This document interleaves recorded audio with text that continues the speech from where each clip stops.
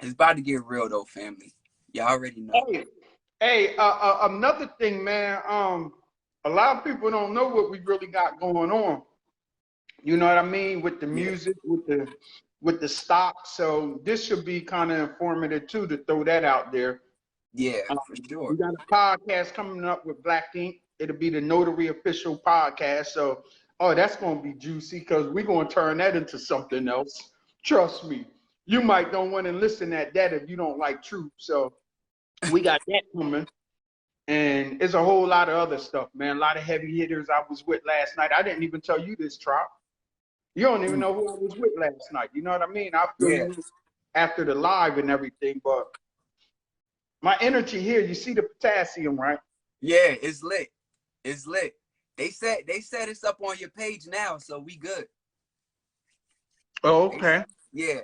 So just feel to start.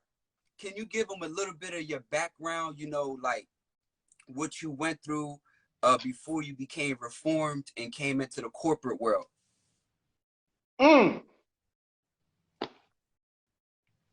I was a little young boy from the country town called Vineland, New Jersey. Population 60,000. Population 165 for the county. But anyway, man, I just grew up like the normal kid, playing sports, playing football, wrestled, excelled in karate, martial arts. Um, was a fighter on the street. Was always the smallest on the street, so always had a bigger hill to climb. You know, it was a lot of big bullies around, big bullies. And the first time I fought for somebody that couldn't fight, and I ended up beating up the biggest white boy in the school at Dan Barcy Elementary, it made me feel good. So I Yeah, think it turned me into a bully to go out and search for bullies. You know what I mean? yeah, So it was one of those situations where it just gave me more confidence to fight for people that couldn't fight for themselves. So I think at heart I just became a fighter, an internal fighter. Like I was never the one to tell you what you can't do and it can't be done. I was always the one to say, man, we can make that happen. We can get that. We can do this. We can do that. I just was one of them ones that just wasn't. It was no wasn't in my vocabulary. No mm, to me just meant not right now. You know what I mean? So throughout school, graduated high school. Um, I had D1 football scholarships and, did all the football thing. And I didn't go to college because my last year in high school, I had twin sons. So I decided to work at the casinos for 2 years to save money and then go off to college. See how times change today. If you was a senior in high school, you was an all-star football player, and you had a son, a daughter, whatever, that wouldn't stop you from going to college right. because they got funding, they got is care on college campus to help you. If you that 5-star athlete or something like that, they're not going to hear you not going to school because you had a baby. So a lot of times when you see these rookies in the NFL, they in the NFL for 1 year, 2 years, they got a 4-year-old who you like, damn, where'd he come from? You know what Hmm. I mean? This dude only 21, but they had the baby in high school.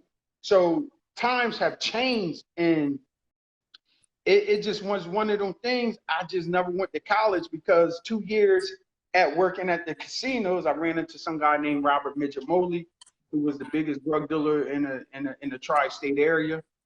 And I was into cars at that time, so we was always fixing up our cars. But it wasn't fair because I was fixing up my cars with working money, with casino money. That 200 something dollars a week, $300 a week, it wasn't cutting it because these jokers was hustlers. So it would take me 6 months to save up for a spoiler kit. Mm, These jokers getting a spoiler kit in 2 days. You know what I mean? So yeah, it just wasn't adding up. So when I met him and he had like 11 cars at the shop getting hooked up and all that stuff. And it was on from there. He found out who my family was. So those that don't know, my family came from two types of lifestyles. The gangsters, they ran the streets, they ran the whole tri-state area, and they owned construction. So at that time, all the mob figures from the Nicky Scarfos to all the top ones, they was all involved in construction. You know what I mean? So all they used to do is go to different construction sites and just pretty much create their own union. If y'all want to keep running, this how much money y'all got to pay. Mm. Our uncles was a part of that trop. You know what I mean? So at the end of the day, like shit, we couldn't duck it. It was all around us. You know, we was the ones that was growing up in the projects in the hood, but you couldn't tell we lived in the hood because when you walked in the house was all decked out. Come on, man, we had ponies at 5 years old. They bought us ponies. So you had ponies in the hood? You had a pony? We had ponies in the hood. Our grandma lived in walking distance from the project, 17 Birch Street, where I grew up at. Our grandma lived in walking distance. So she had a whole lot of property, and we used to leave the horses out there. None of us wanted the horses. We had like 3 horses, 3 ponies between me and my cousin. We never wanted them. We were scared of them. We ain't know what to do with no damn ponies. We was living in the projects. We ain't want no ponies. That's our dad and uncle showing off. We didn't want no ponies. I promise you, we ain't want no ponies. Yo, so you grew up in a way, you was in the hood, but you were still able, because of the family businesses, to basically have a certain lifestyle within that, where you had ponies, you had, you know, designer clothes or whatever it is, the hot gear, things like that. So when you ran into Midget Molly, what kind of transpired from that point to, you know, that led you down certain roads, you know? Oh man, when I ran into Midget Molly, this is exactly how that happened. In Pleasantville, New Jersey, they had a shop on Main Street that did all the hustler cars, right? So I was taking my cars there to get the system, the spoiler kits, the paint, all of that stuff. So one day we was preparing. They used to have big radio competitions at a place called Beacons in Northfield, New Jersey. So it would be all the top hustlers at this radio competition, seeing who's gonna get first, second, third, and they put you in different groups. You could have had 50 watts. You in that group. You could have had 100 watts, and you could have had monsters, which is 1,000 and over watts, right? So as I was preparing my car, that took me damn near a year to get right, because I'm doing it the right way. I'm working at the casinos. Yeah. I go in there and I see all these cars. There's 11 cars, all of them white, spoiler kits, Jags, Beamers, Benzes, all of them, Blazers. They all was in there, right? So I asked the owner, I said, damn, I said, I'm hating. I'm kind of hating, right? I said, man, what dummies all got the same color car? You know, I'm thinking this is a clique from a certain area in Atlantic City, and they all got the same color cars. Because back then, unity was so strong, it was even strong in the crime life, right? You can tell where certain individuals was. Let's say if we met at every year, the big meetup was at Virginia Beach. It was the Greek Fest. That was the big meetup. They come from Connecticut, New York, all over, right? You can pinpoint who's who and where they're from based on the cars. So in Philly, they had JBM, Junior Black Mafia. They was the king of Volvos. You couldn't just drive them. You couldn't just pull up in a Volvo in certain parts of Philly because they was the king. So everybody had German license plates, right? So that means them little skinny license plates on the front, it would say what you repping. JBM, Aaron Jones, he got like 2 or 3 life sentences. He probably never coming home, but he was the head of the JBM. So depending on where you came from, you can tell who was who and what clique was what clique. All the way from Connecticut, all the way down to DC. You have Rafus Evans and all them, all them from DC. You know what I mean? So they had the Nissans. They was the first ones to cut the top off the 300ZX. These are big deals.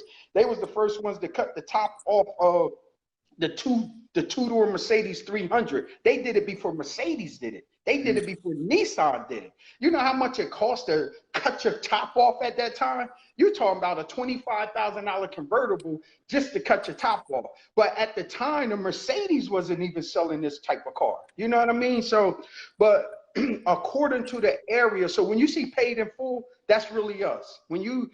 I know we watch it on TV, and you got Cameron, and you got Dame Dash, you got all these people, the actors. No, that was us. That was our real life. When you see the Gucci, when you see the polos, and they was traveling all the way to New York to Dapper Dan on 125th Street to get this custom made. You know what I mean? These is $5,000 outfits. So at the end of the day, this is instantly what I came around when I met Midget Mosley, right? So I'm thinking these 11 cars belong to 11 different people. The owner said, no, that belonged to one person. I said, what person? I couldn't believe it. Now, I'm at the place getting ready to get my car because they was finished, and I got my young boy with me, Boo Dent. Boo Dent from Vineland. He also was my DJ. Now, at the time, he was already hustling, but he wasn't hustling nothing big. He was hustling 20s and 40s, right? I never in my life touched a drug. Even when I graduated high school, never sold a drug or anything. But I was around all the hustlers. Remember, we all grew up together. So I said, I have to wait until this man get here to meet this man. This man owned 11 cars, Benzes, Beamers. I said, I gotta wait until this man get here. When he walked in the door, he had on some old dirty sweatpants, some Timberland boots. Like, he ain't even care. He just was, and he was 2 inches shorter than me. So I said, nah, ain't no way. Ain't no way he running it like that. I just couldn't believe it. I couldn't believe it. I said, nah, ain't no way he running it like that. So when I started talking to him and he found out where I was from, soon as I said the Bartleys, soon as I said that name, the Bartleys, if you know anything about Jersey, the Bartleys ran the whole state, the whole tri-state, like I said, from constructions to the drugs. Our Uncle Johnny did 14, 15 years as a kingpin. Back then, that's how much that carried. Today, a kingpin carried much more time. But our uncle did all that time because they actually kidnapped an informant. And they held that informant for 3 or 4 days, and they was torturing that informant. This our uncle's, dog. They found out he was a snitch and put his ass in the basement for 3 or 4 days, and they tortured him. So most of our uncle time came from that torture. You feel me? So it's in our blood to do stuff like that. So you gotta be careful, man.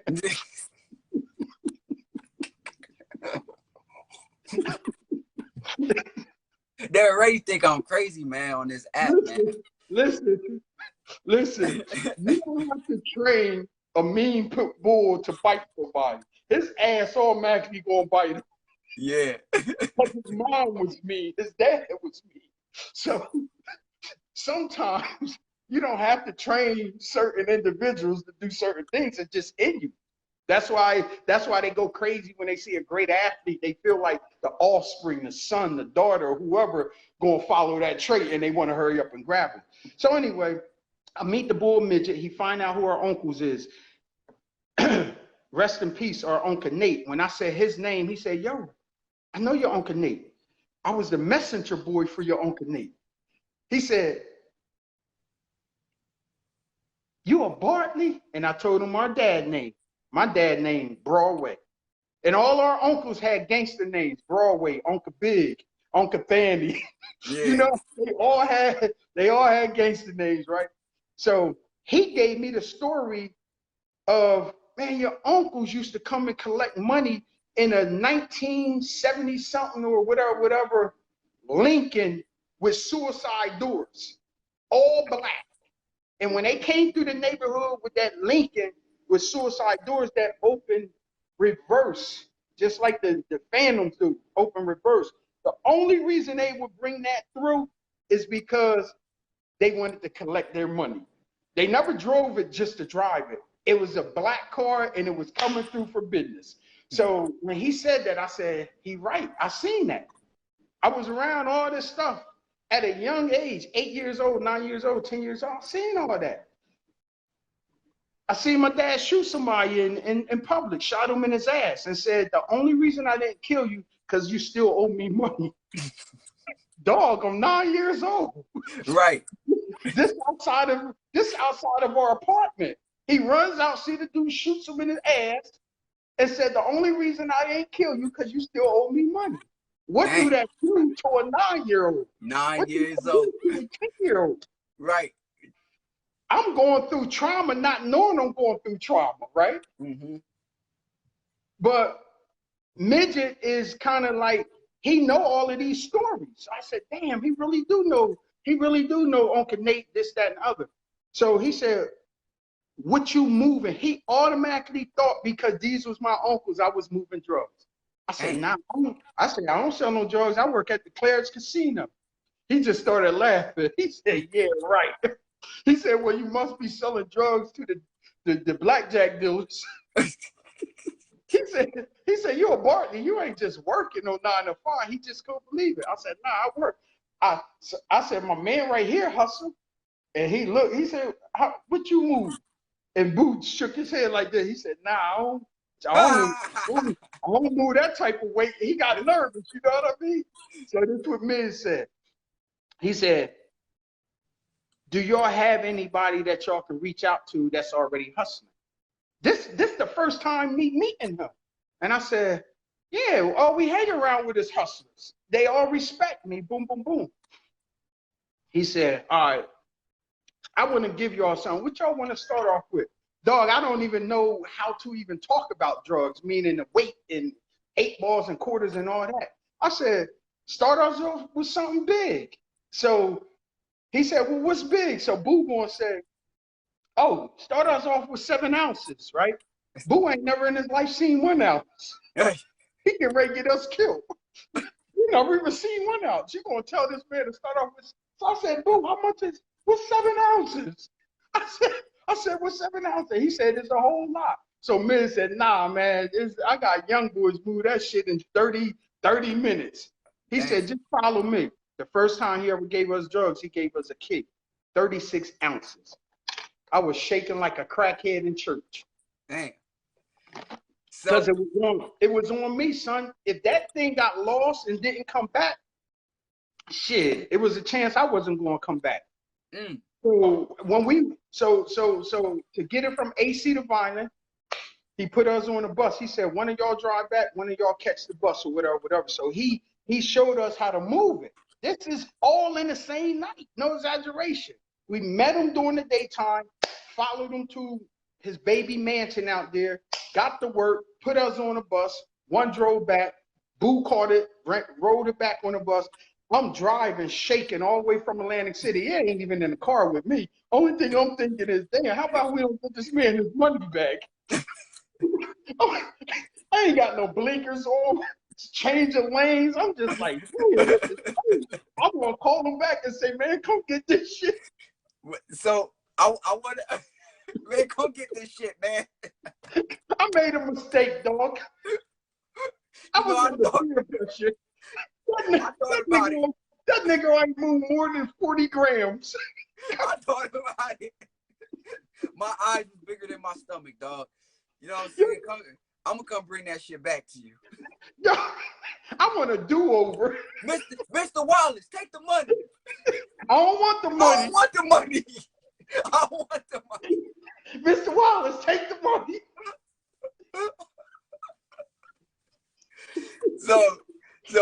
So now when all this happened. Look, hold on.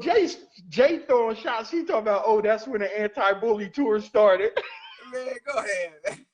My man Scott said, yeah, he does it in a different way, LOL. All right, go ahead, man. So we got to work, dog. Yeah, so you got to work. And so that's a point of accountability though, because you could have been in a real ugly situation if you didn't get that back, but you knew that shit was on you. If you didn't get it popping and something happened with that, it's a dub. You know what I'm saying? Like, you're going to end up in a bad place. So even though there was a fear when you first got it, what made you continue going in the face of that to be like, nah, I'm accountable. I'm going to put this on my back and we going to move this shit and we going to make it happen. What made you do that?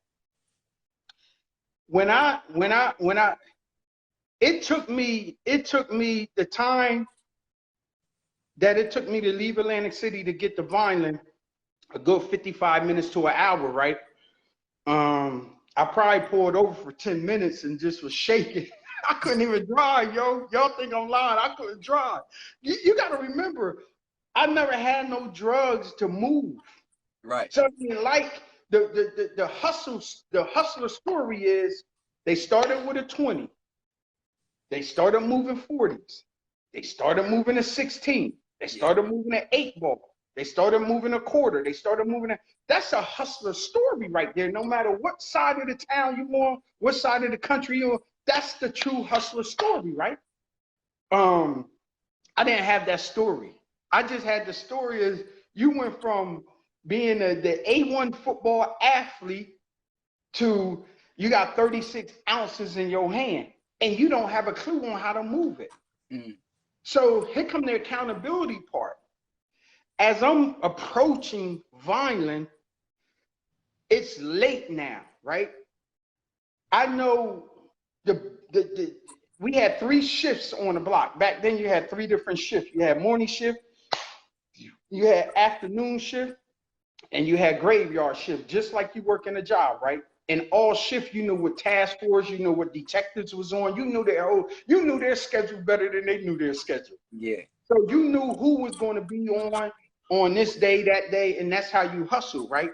So I went out there and it was like 1 o'clock at night. And no matter what shift you go, the flow was so crazy. This was on 4th Street. The flow was so crazy. No matter what shift you go, you gonna cream off, right? So I seen about 5 heavyweights, street heavyweights, right? I already knew who they was moving for. So I knew I didn't know how to sell drugs. That would have been too awkward. Yeah. So what I did was tapped into those that was already selling drugs. The respect was there because half of them I done fought. You know, and we became good friends. You sometimes you got to fight people to become good friends. Yeah. So half of them, you know, a lot of people couldn't beat me. I'm gonna keep it real. You can ask around. A lot of people couldn't beat me. I'm probably 100 wins, 2 losses. No exaggeration. Like a lot of people couldn't beat me, man. I would slam you on your head, throw you under the cars. I was doing crazy shit, headbutt you. I was doing crazy shit, right? When I first moved to Vineland, they didn't even know you can kick in a fight. They thought you can just box. I couldn't box. I just was good with my feet, and I was a good wrestler. So they was like, you cheating. You ain't allowed to do that. I came from Brixton. They didn't know, man. Vineland was pretty boys at that time. I came from Brixton.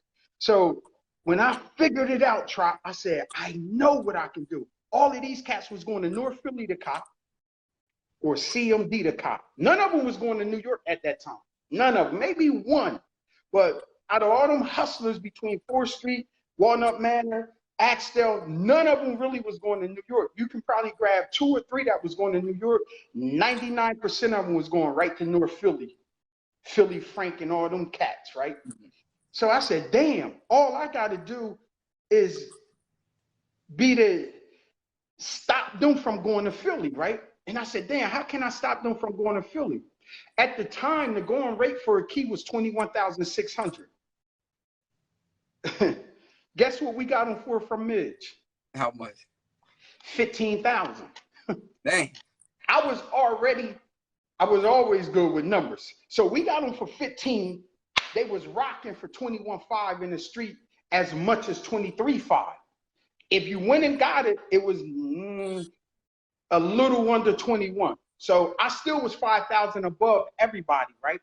Now, when you selling it to ounces, you're going to get more money from it now. That's just me just taking a key from my hand to your hand and saying, I want 21.6 or whatever the case is. When I seen that and I added it up on how many people are taking a trip and how many ounces that is, it came out to be like 65 ounces every week. That's 2 kilos every week. You know, a little under 2 kilos because kilos 36 ounces, but a little. So I said, whoa, I could have got 2 keys from Midge, broke everything down and sold it to them for the same price that they was going to Philly. When I seen that, I said, bingo, I got them. Right? I was one of the first ones to front work. Nobody will front work because people just didn't trust you to pay back their money, right? So I was the first one. So I said, this is what I'm going to do. Nobody's going to buy drugs from me. Everybody going to get it fronted from me. Midget taught me that. If I front it, then you're obligated to move how I need you to move. But if you bought it from me, then you can move how you want to move. Feel me? So what I mean by that, the next time, first of all, we got midget money back in 6 days, right? I got 22,000, kept 7,000, gave him his money back. He gave us 3 keys. Got that shit back in a week and a half because I had the system already. Yeah, yeah. And the system was just to stop them from getting on 55, going to Philly and buying their own drugs. That really was the system. Yep. The second thing I did, I pumped fear in a lot of people's heart. How did you pump fear in the heart? I had Midge come down with 21 all-white cars. 11 of his cars and 10 of his buoy cars. And it was during the Puerto Rican Fest. And I said, this is what I need y'all to do. We're going to drive out in the park. I'm going to let them know, everybody in Cumberland County, who y'all are, this, that, and the other. And it just traveled all across the tri-state area. I don't know what Coop is into, but he came out here and they had 21 all-white cars, and them dudes had jewelry, and they had guns, and they had leather whips. They was walking around hitting the streets. Oh man, and they picked our girls apart. They just took over, right? Yeah. I also did the same thing in Selma. I also did the same thing in Pennsgrove. Also did the same thing in Delaware. Also did the same thing in Chester. I took these cars all over the tri-state area. We didn't always go 21 cars deep. It might have been 5. It might have been 8. But I rode through all of these neighborhoods that these cats was hustling for me, just to let them know, I'm not going to do nothing to you because me and you have a relationship. We cool. I can't control what they going to do to you. Mm-hmm. And it worked. So then you ended up coming up, and of course, you know, the fall starts to come. So when you took your fall to the system, what was that like? So you know, everything came down, of course, after you rose to, just like the movies, it always happens, family. They rise up, and then something happened in the movie. They either get locked up or whatever. So what was that like? Because I know that technically you never got caught with drugs on you. Right. So what was it that actually got you in the jam if they never caught you with anything on you? Conspiracy. That's all it was conspiracy. Those that was around me, those that was closest to me, was charged with selling to an undercover. And my hands was never dirty. They never caught me with any drugs. I'm probably still today the only person that did 9 years and never even got caught with drugs, right? But it was conspiracy charge, and they had my right-hand man dead to wrong. He sold to an undercover. He sold to a federal agent. They had him dead to wrong. Now, I could have went to court and said what my attorney wanted me to say. He was like, listen, the name of the game is, if they in the game and they underneath you and they get charged, that's their charge. I said, yeah, I know the name of the game, but they was offering my man 40 years, a 40 flat. They was offering my man Denard a 40 flat. Offered a 40 flat, he would have easily did 17 years off of it. I couldn't see that. I was like, damn, he getting ready to do 17 years? This is first charge. They said, yeah, but y'all ran an enterprise. He said, you're going to walk. They're going to stick him. And it was a third person. And I said, damn, how can I cut his time down? He said, I've never heard nobody ask, how can you cut somebody time down in offering to sacrifice yourself, right? I said, nah, man, when my attorney they wanted us so bad, they moved me out of Cumberland County Jail, kept him in the county. We was in the county, and sent me all the way to Burlington County. They didn't want us to talk. So for 8 months, I was in the county. He was in the county. So I got cool with a CEO in there. It's documented now, and I can talk about it.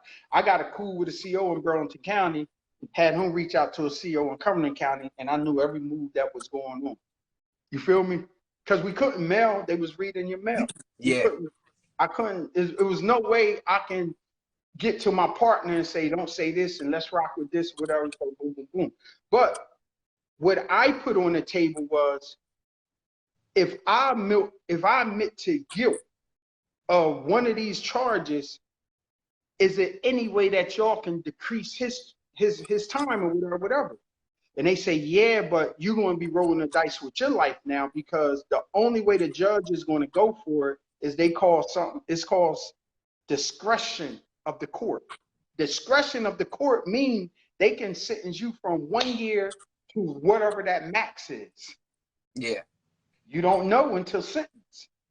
So I could have walked in there thinking I'm gonna get 1 year or 2 years, and I could have walked. Remember, my charge was Kingpin, but the same person they getting ready to give a 40 flat to had to tell on me, right, for that Kingpin and stick.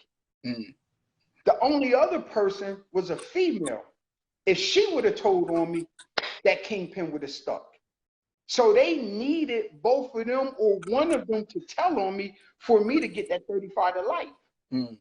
So I said, well, I want to roll the dice. I want to roll the dice to, he said, you want to roll the dice from 1 year to 30 years or whatever. The attorney was going crazy. I said, yeah. He said, nah. That's not how we do it here. You're going to mess up my record. You're going blah, blah, blah. He just thought they was going to bang me in my head, right? So Yeah. I fired him. He got 40-something thousand of my money, and I fired him because I felt like you was going to try to railroad me because you ain't rocking with me. I hired a whole nother attorney, gave him 25,000, right? So I said, damn, I got to rock with him now. I left it up to the discretion of the judge, and me and my partner walked away with the same time. I stopped him from doing that 40 flat with a possibly mandatory 17 years. They gave him 9, 8, 8.5 or whatever, gave me the same time. And we rocked out like that. Damn. So You won't see that today. Yeah, so even though you could have walked on the charges because they didn't catch you with drugs, because you didn't want to see your right-hand man go do 40 years, you basically admitted to guilt. So you took time and he got way less time. Yep. So family, I just want y'all to see, like, this is big time accountability, because at the end of the day, this man could have just walked away from the whole situation, left that shit alone, and went to continue doing his thing. He could have been, shit, it's Kareem Akbar. You know what I'm saying? That's the real leader of the CMB. He could have went out like that, but he decided to take a more honorable road. So after doing that time, you came home and you upheld your integrity. It set you back. But what made you not blame the system for the predicament that you ended up in? You know what I'm saying? Why didn't you? Because a lot of cats, they'll cop out. They'll say, yo, the system did that shit to me.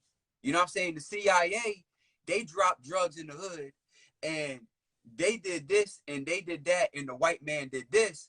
And so fuck it. That's why I'm out here like that. What made you not take that route? Because if they really would have caught me, I would have been doing lifetimes too, right? So although for a first timer, that was a lot of time, all I kept saying to myself, damn, if y'all would have came 3 hours earlier, y'all would have caught a shipment of shit. So in my head, to help me stay sane, I always said it could have been worse. And no, I'm not blaming the system, because ain't nobody put no bricks in my hand but another black man. And that's what I kept telling myself every day. Like, one time. But the white man did it. The white man gave you the drugs. The white man put the CIA, put the drugs in the hood. Guess who the informant was? Who? A pretty black girl. Damn. Right? Guess what really saved me from doing a life? I was afraid to mess with women that approached me. And I'm still like that to today, right? So she came into one of my businesses. I had the store, Glamorous Fashion, with all the same $5,000 suits we used to buy from Dapper Dan. Now they was making them for us, and we were selling them at our store, Glamorous Fashion, right? I took that same concept, and they said, yo, all this money you spending here, you can start your own company. Bell's Fashion and Dapper Dan is who put me on starting my own business, right? When she came in, pretty Indian girl, bad black and Indian, right? When she came in, she was like, yo, I want to talk to Coop. Is it a guy named Coop here? I'm working behind the counter, right? She don't even know she talking to Coop. So I said, oh shit. I'm thinking as a dude getting ready to come in, getting ready to start shooting, you know, because females set you up back then, right? I said, nah, Coop ain't here. But cats today, they jump on anything coming to them. Anything. And what I be trying to tell them is, yo, you got to use better discernment when you picking women, bro. All right, Jay. All right, be good, Jay. I'll talk to you. Jay says she out. Oh, okay, Jay. Yeah, you know, I be trying to tell them, yo, you got to use better discernment when you picking women. You can't just come pick. You got to look past what you seeing, see what's really behind that woman, what characteristics she really bring to the table, this, that, and the third, and really scope them out. But today, the men don't have that, what you call it, their discipline. They don't have the discipline to do that today. What do you think about, the discipline in men today when it comes to dealing with women? The discipline today when it comes to women is no discipline, right?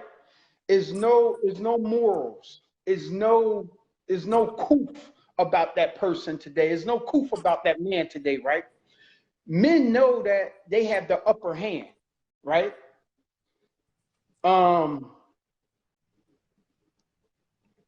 You have more men that have the ability to move around freely and have multiple women, and they don't have a care in the world about that, right? But most women won't move around and have multiple men. You understand where I'm coming from? Women are emotionally attached. Can she have 2 men that she's dealing with? You better believe it. But you also better believe that she's emotionally attached to both of them men. Unless she just the old Jezebel and don't care who she mess with or sleep with or whatever. A man don't have to be attached to a woman. A man is a trophy thing. She bad, I want her, I'm going to get her. After 48 hours, after 72 hours, his interest might start going down, might decrease, because he already done, it's like you hunting. Right. It's like a lion hunting the gazelle out there. This gazelle goes by every day and I can't catch him or whatever. I finally caught him, right? The hype is not there no more. I caught your ass. You know what I mean? So we're talking about 2 different situations, but I'll tell you why it's dangerous. It's dangerous because the same way that man just feels like this is the trophy. I'm going after her. I'm going to go get her. I'm going to put it on my whiteboard. Okay, I got her. Okay, I got her, or whatever the case is. They're leaving themselves vulnerable. Because the more you put yourself out there as that guy who will pay what they weigh, who would do whatever they need to do to sleep with that girl 1 time or 2 times or 3 times, it's easier to trap your dumb ass now. You understand where I'm coming from? It's true. I'll tell you, case in point. I can see a baller on social media and I can inbox him, right? He balling, got his Lambos on there and everything. He won't even respond to me. Won't even respond. Yo, I want to talk to you about business. I like how you doing your thing. Boom, boom, boom. If you hit 10 top dudes on social media, 100,000 followers, they getting that bread. two of them might hit you back, and the two that hit you back is probably going to be an automated system that really hit you, a bot, one of their little messengers, right? Yeah. But look what happens. I can put a pretty girl in that position and say, yo, go after all 10 of these dudes. Out of all 10 of them dudes, whether they single, married, or whatever, I got 50% of them responding to her. Damn. Even though I got your dumb ass. I got your dumb ass. All right? I jazz her up. I put that shit on her, put $500 in her pocket, and she's offering to take him out to lunch to pick his brain about business. How many of them five gonna turn that down? Right. They rocking with it. They going with that. First night, she spent $200. They went to STK or something, and she spent $200, $300 on him. She don't even sleep with him that night. Right. He's psyched out, yeah. Guess what his thing was do? Invite her to his $500,000 condo. Oh, she's solid. She's a good one. You spent $300 on your dumb ass. She lining you up. What they say in LA, I'm on your bumper. I'm on your bumper. So a week might go by with or whatever, and she's just building up his confidence and trust. And guess what happened? I walk in the door now. Give me all your shit, sucker. I know your bank account. I know where your safe at. I know where your baby mom live at. It only took me 2 weeks to find all this shit out. It's no koofing men today. They don't care about spending money to get that damn trophy, but they putting themselves in danger. Every time they do that, they putting their family in danger. I don't want to hurt you. I want you to live. I'm gonna hurt who you love. I need you to sit around and be in pain for the rest of your damn life off of the mistake that you made. You know how many people are dying behind somebody that made a dummy ass move like that and they shouldn't be dead? It happens every day, B. So let me ask you, so when you was in the streets, you know, there's women that you dated, of course, you didn't live with them, but you still help them out, you know, how you could, right? Do you feel like if a man is dating a woman, you know, he dating her, you know, they having sex, things like that, do you feel like that man should kind of offer what resources that he may have to help that woman along the way until maybe they get into the situation of living together? You know what I'm saying? Like, should men help women that, because a lot of men be like, shit, that ain't my wife, so I ain't gonna help her with shit for real. You know what I'm saying? We just fucking, and I date her, this, that, and the third, but she ain't my wife, so I ain't giving her shit.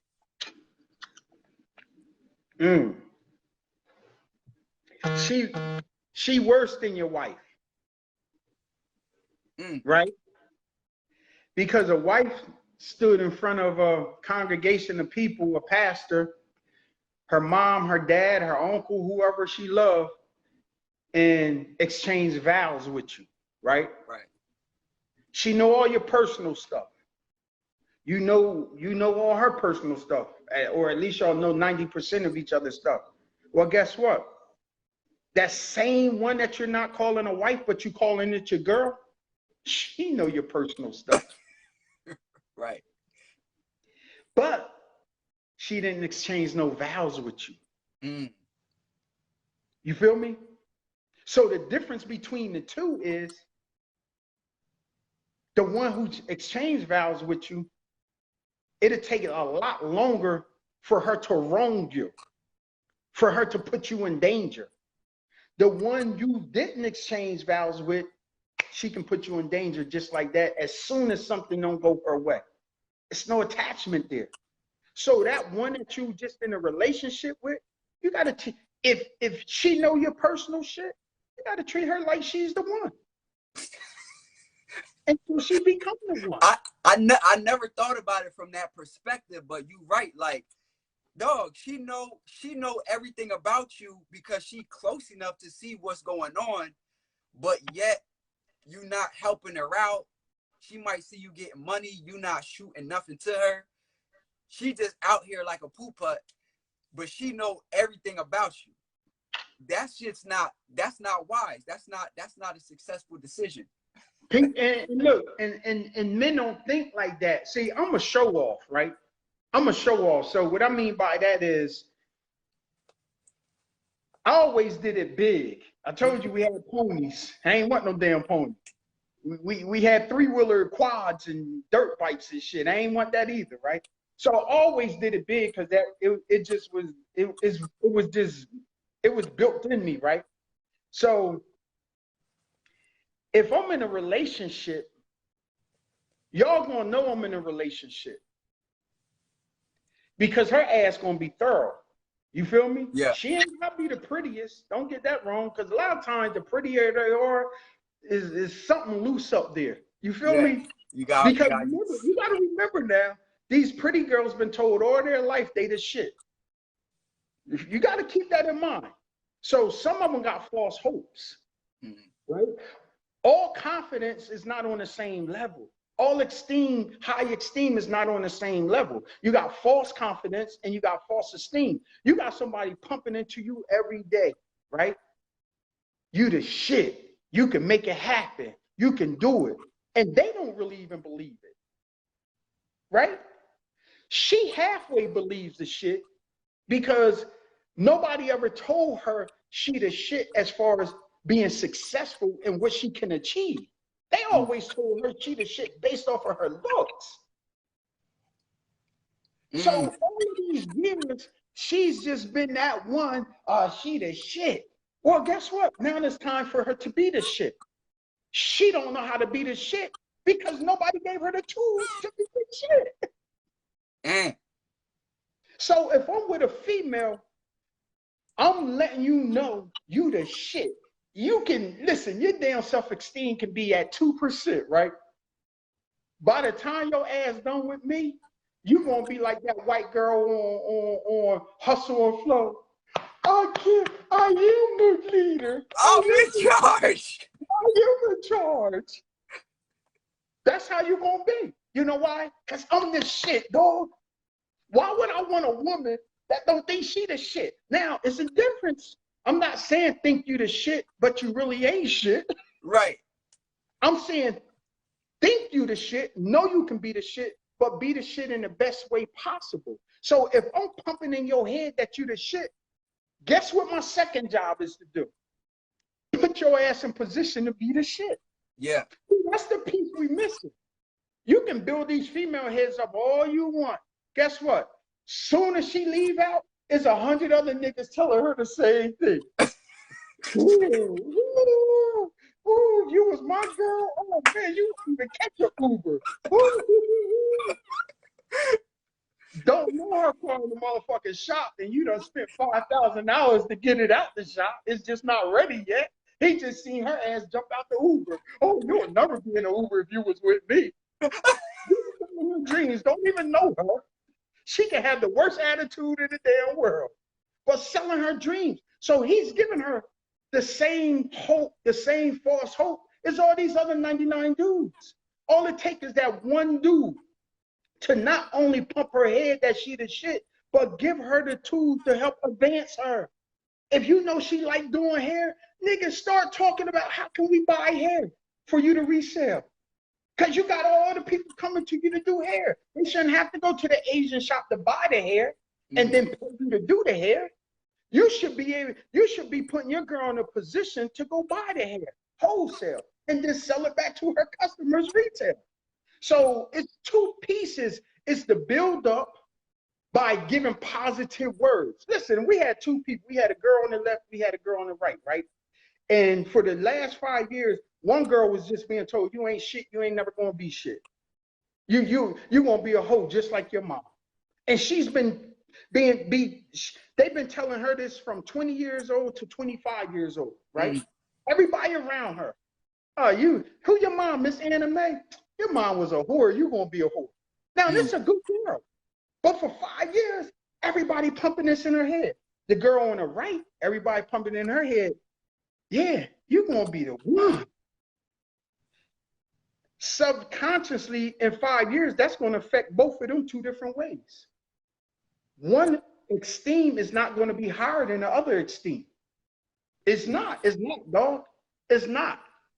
A lot of times when things happen in life, you know, if you got multiple kids, you know which one is stronger than the other. You love them both the same, but you know which one can handle a situation versus which one can't handle a situation because you've been around them. So you know who's going to fold on certain situations. You know if your teacher call you and say, listen, I need you to come to school because one of your child's been acting out. When you get in that car, you already know little rah-rah bad motherfucking ass. She ain't even had to tell you who was acting out. Mm. That's over the years of them acting out, right? So it's the same thing with a female. If you telling her over and over and over, you ain't shit, I don't care if she do think she the shit. It's still gonna bother her. It's Right. still gonna play with her self-esteem. You so pretty, but you ain't even got a man. I told you you wanted shit. Mm. Why do you keep leaving relationships? It can't be the man fault all the time. They start hearing that, they start thinking like, oh, but you got that Bill the Bob dude over here. He ain't worth $1 million, but he's worth $1 billion when it comes to building her fucking mind. And your ass gonna lose her to him. Now they're gonna say that they using this word. They're gonna say you talking simp shit right now. No, I'm not talking simp shit. I'm talking shit that saved my life. Yeah. See, I'm only talking from experience from the streets. The streets is the worst situation you can be in, right? When they gave me that time in prison, right? Motherfuckers was like, why you so happy? Because I'm safe. I see all y'all roaches and snakes in front of me in the streets. You can't see them. I felt safe in prison. I felt more safer in prison than I did on the streets. Because you can't see it coming in the streets. In a prison, you got COs under your payroll. Mm. You got dudes that's been out for 15, 20 years that know the system. You can see everything coming in prison. But on the street, you can't. So you can call it simp. But when I tell you, because of how I treated this woman, I didn't get 35 to life. Mm. Because I treated this woman, she didn't set me up with these niggas from DC to kill me. Woo. She didn't set me up with these niggas that was coming from Detroit every other week, having shootouts with us in Atlantic City. Mm. Because of me pampering her brain, because of me telling her, listen, I'm not just moving me to Delaware with my family. I'm moving my team to Delaware away from this danger. Yeah. So when she seen I cared about her and her family, guess what? She said, well, shit, if you lock him up, you might as well lock me up because I ain't got nobody left. Damn. This wasn't my girlfriend. This is just somebody that was a part of the team that I was pumping their head up. Right. So that saved me 30 years. That saved me my life. People say, how did you survive in the streets? Because I didn't trust niggas the same way I trusted females. But you know, today they say they be, they put their mans above the women that's in their life, or they, they'll come. I keep it real with my niggas, but I lied to my bitch, and they do all of that. So you saying they got the game fucked up? Yeah, this is what I'm saying. You keep your dude there, right? Yeah. But I got something I call the pie. Toya, what's up, Toya? I got something that's called the pie system, right? Imagine making an apple pie. You cannot make an apple pie without the filling. But you cannot make an apple pie without the crust. Keep both of them in your life. Keep that female. Keep that your dude or whatever, your man or your boy, whatever. But remember this, you're going to be at your most vulnerable state with a female much more and more comfortable than you will with your dude. Woo. That's crazy. I cried in front of my last relationship. You feel me? And not to the point where I wanted to hurt or kill somebody. I cried because I was emotionally about a situation, right? But I never cried in front of any of my dudes because I was emotional about a situation. I cried in front of my dudes because I want to kill a nigga. That's not being vulnerable. I was being vulnerable in front of. This one, the tears just came because the rage was coming.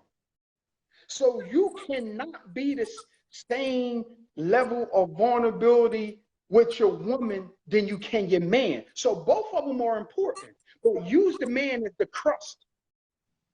Use the woman as the apple pie filling, and the crust shall always protect the apple pie filling. See, when I went to jail, I never had to worry about my man sleeping with my girl. My man was saying, how much money do she need? That was my man. Today, you fuck around, go to jail for a traffic ticket.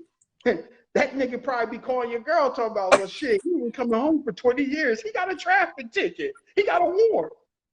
You might as well let me come on over. So let me ask you, do you feel that women are protected by the men of today in America? No, they not. No, they not. They're not protected by the men. But you gotta here go the flip side of that. It's so much independence with women today, right? But it's not a lot of independence. That's just media carrying that and pushing it all across, right? If it was 1,000 women in front of us and we was at a financial conference, 85% of them still got a job. They would like to leave their job and be 100% independent as an entrepreneur. But unfortunately, 85% or more still have a job. Now, they still have that thing on the side that they're making money from.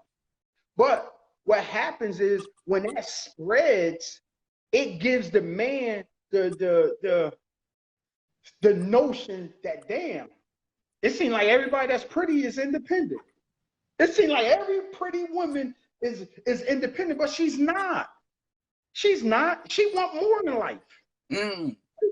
It's some women that can hold it down on a job and make more money than that dude that's an entrepreneur. Right. You got women that's making $500,000 a year working for corporate. You got women that's making $100,000 a year. $100,000 a year is no different than $500,000 a year, depending on your expenses every month. Yeah. You feel me? So what I mean by that, you can have somebody that's making $500,000, but because they ball until they fall, it's like they working minimum wage. You can have somebody working and making $100,000 a year, but because they real nice with theirs and know how to make more money or whatever, it's like they work for $500,000. So what happens is, no, they're not protecting our women as a whole today. Because protecting the women is not just you being with that woman. Protecting a woman is, listen, if I see a little man, a little boy walking down the street and that little boy by himself, that don't have to be my son.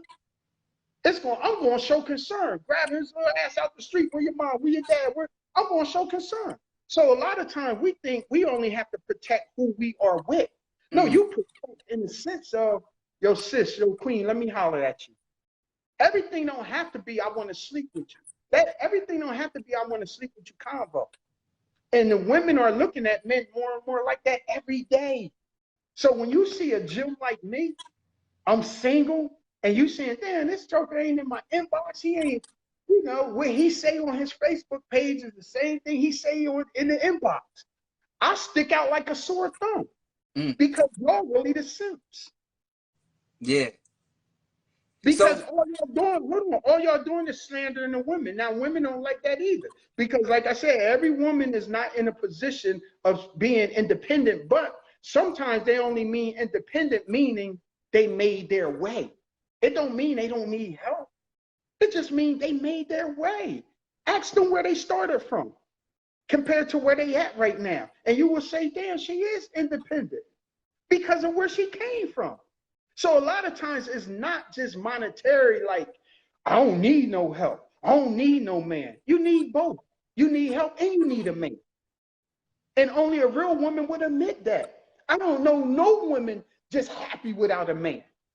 She just don't want no bullshit, man.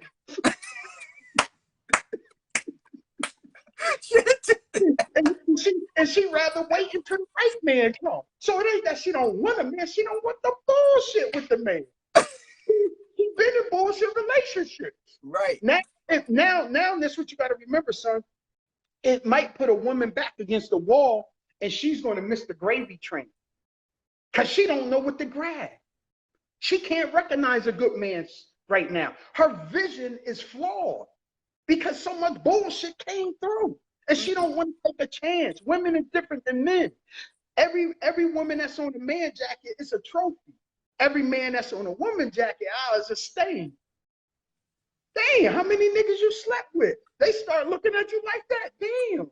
Stop changing your Facebook from relationship to not a relationship. Relationship to, it's like every year you can see on social media what female is going to be in 2 relationships in a year. Every year you can see it. So at the end of the day, women just is just to the point where they lost faith, right? They lost hope in men because the media travels faster than anything in the world. So anything that's taking place in the media, they're gonna make sure every social media platform get this. And guess what? That man that's sitting over there, he's gonna start rethinking like, damn, man, all the good women are taken. No, they not. No, they not. It's a lot of good single women, but they are afraid to make that commitment because of what they've been through. And the older you get, the harder it is to find somebody that's solid. That's why they date young. That's why men date young, and that's why women date young. Because some good men went through bullshit too. It ain't just the women. So they falling back like, nah, it ain't even worth it. It ain't even worth it. I'm just gonna fall back and I'm gonna be single. One of them. My next move, it gotta be my best move. Because as I get older, good shit is happening in my life. Financially, stability, to talking somebody off of a ledge. It's a lot of good shit happening around me. So why would I want that disturbed? Why would I want that interrupted? Why? It don't make no sense. So it's not just coming from a woman point of view. But when they both feel the same way, guess what? A lot of times when you allow too many choices, people walk away with not making a choice. Because they have too many choices. Sometimes you got to take some of them choices out. Move some of that smoke out the way and watch that real raw shit behind. You know how you know you got a real ounce of cocaine? Drop that shit in the pot, and whatever come off, it wasn't real. Your 28 ounces, by the time you drop it in the pot and cook that bullshit, shake and bake off, you might only have 15 grams out of the 28 grams. That's what you have to look for today. Don't let social media fool you. Everybody ain't doing great. Everybody ain't happy. Don't let that shit fool you. Right. But you gotta understand that when media push the narrative around, the narrative travels faster than any man or woman can push it. Family, this is a lot of gems y'all catching, yo. Y'all can get in contact because Big Coop, you know, he's into finance. So everybody, you know, y'all want to learn about the market. You want to learn about making money in stocks and things like that. This is the man y'all need to be following his page. If he can't accept you as a friend, follow the page. Get in touch with him about how you can get involved with what he got going on. You know what I'm saying? Because at the end of the day, this is a brother that's a stand-up brother that was able to make it through. And not only do that, he was able to imbue, you know, his children like me, you know, my other brothers, they solid men, you know, people in the community with this wisdom. You know what I'm saying? So y'all got to take advantage of y'all gems in the community. Don't let them just be underground all day and you don't touch them. Hey, Trop, was you getting off right now? Yeah. Okay, all right. I was going to say something else, but you getting off. Yeah, man. So, you know, make sure y'all following him. Make sure y'all staying in touch. You know, hopefully, man, we connect more to do some more lives. Cause like, even though this is my pops, like we got our independent shit that we got going on too. So he got his things that he got going on. I got my things I got going on. So me and him, shit, I don't even think you've been to my crib yet. And the whole time, because we be so busy. we'll meet up in town or I'll come over, things like that. But that's just because we men that's out here grinding, we out here getting it. You know what I'm saying? So They shit, know how. Do they know how we first came here in the flea markets and man, we first selling came here in the Gatorade? flea market, grinding, selling perfumes. I was in the street selling Gatorade. Me and him was sleeping on the floor together. Um, we were sharing, splitting chicken sandwiches before I became vegetarian. One chicken sandwich for the dinner. You know what I'm saying? Me and my dad had split that shit in half. He take part of the chicken sandwich. Sometimes he took less than half of the chicken sandwich because he like, son, you gotta eat, man. You gotta do shows. You gotta do studio stuff. So Yeah.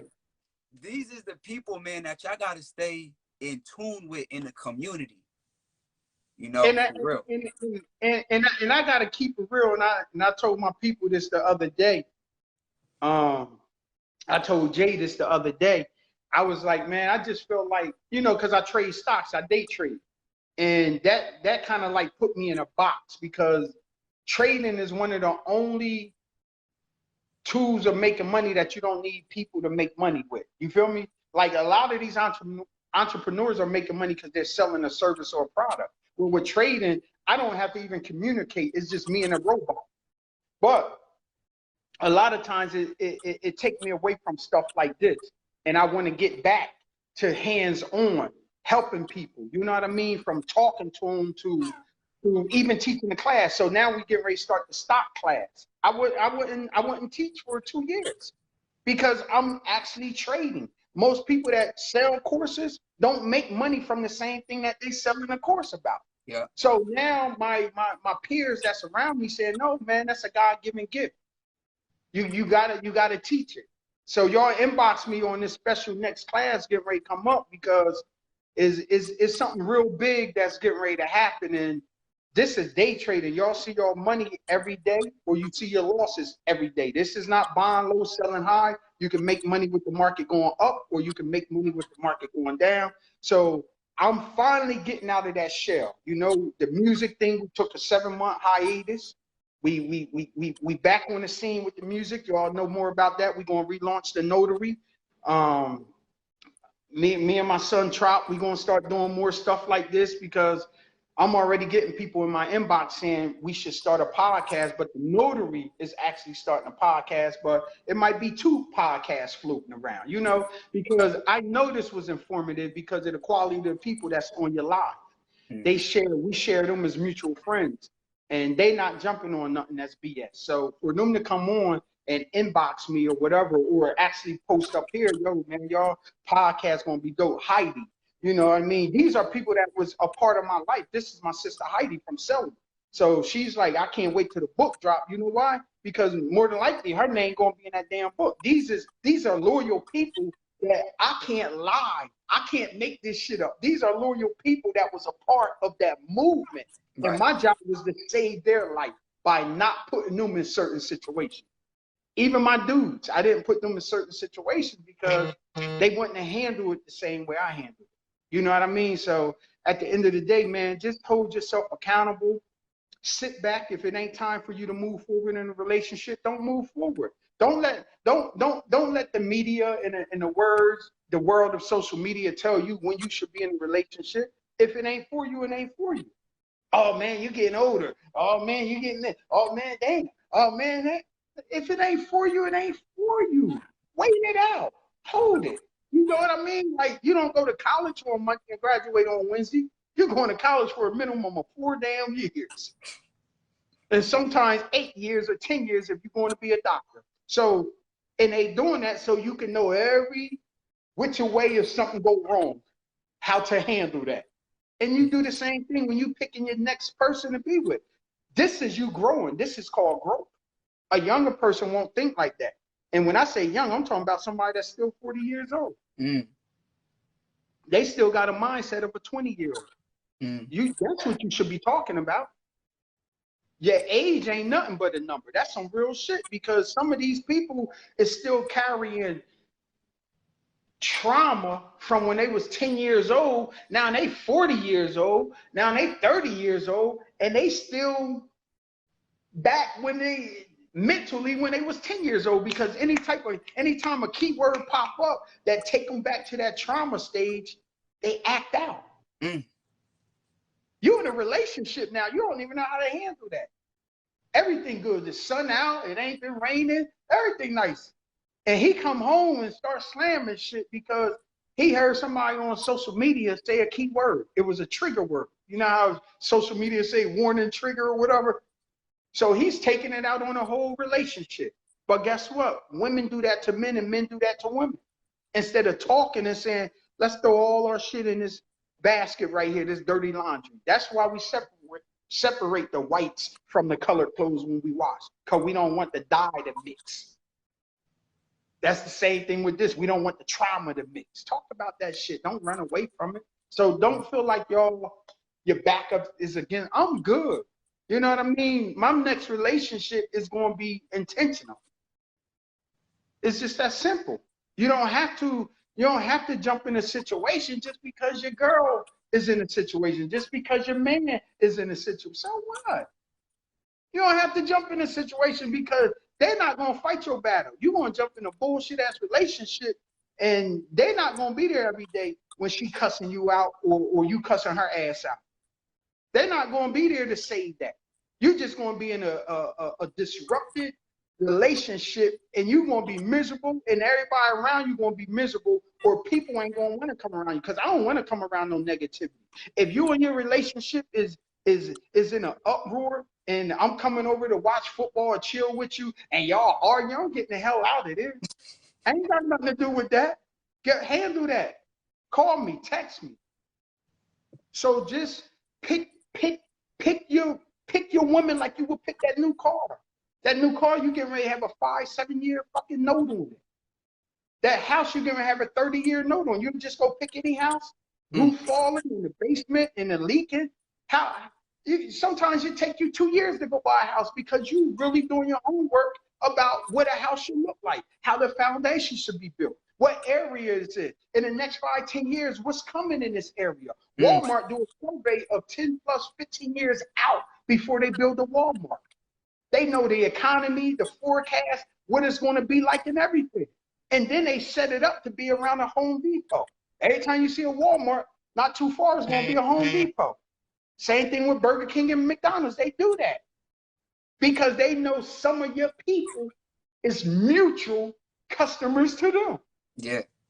So when they come to Home Depot, they might not even be thinking about going to Walmart. But since I see you, Walmart, I'm going to walk across this parking lot and go to Walmart. Yeah. It's the same way. Build your relationship before you build your relationship. Yeah. Mentally, do your homework mentally. You know who you want to be with. You know what qualities you're looking for. Everything's not perfect. She's going to get on your nerves someday. You're going to get on her nerves someday. So what? That's life. You're not looking for a perfect relationship. You're looking for a workable relationship. That's the difference. Meaning we can work this shit out. It ain't that bad that we can't work it out. That's what you're looking for, son. Yeah. And if you start thinking like that, you'll get off of these women. You'll stop bashing these women. It ain't their damn fault alone. We go through trauma too. It's our fault too. When you got two people, who the hell's the mediator? Every sport you play has a referee. Every sport you play has a referee. Yo, man, we're gonna have to do a part 2, man. We're gonna have to do a part 2.